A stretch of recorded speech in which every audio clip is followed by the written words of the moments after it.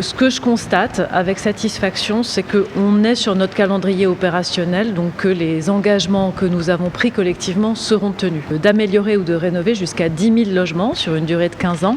Et nous avons programmé les 2000 premiers logements qui sont dans ce que nous appelons des îlots prioritaires, c'est-à-dire 4 zones du centre-ville, 2 zones à Noailles, Belle de Mai et puis Auch-Versailles, dans lesquelles les interventions vont pouvoir commencer à partir de l'été prochain, plus des interventions qu'on va faire pour réutiliser des immeubles déjà rachetés par la métropole ou par la ville, et un travail de fond sur les grandes copropriétés les plus en difficulté que nous avons identifiées par ailleurs. On a 3 très grosses copropriétés qu'on va soutenir dans des travaux d'urgence puis des travaux de fond, Bel Horizon et 2 autres, Bellevue et Maison Blanche. Pour la suite, nous avons évidemment des points de vigilance, travailler sur le relogement des habitants.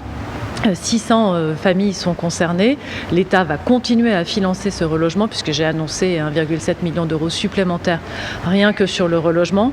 Pour arrêter complètement les prises en charge à l'hôtel, il reste une dizaine de familles, donc on voit qu'on est quand même au bout.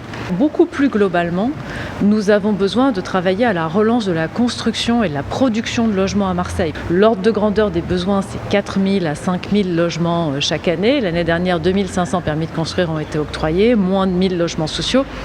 Et donc nous avons convenu la signature rapide d'un contrat de relance du logement, qui est un des outils proposés par le gouvernement aujourd'hui pour aider à financer la reprise du logement.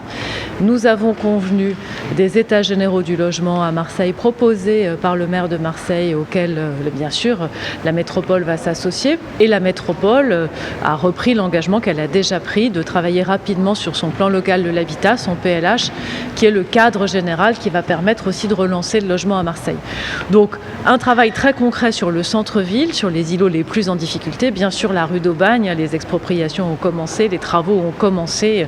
On commence à avoir enfin des immeubles qui s'améliorent rue d'Aubagne et dans les îlots les plus en difficulté.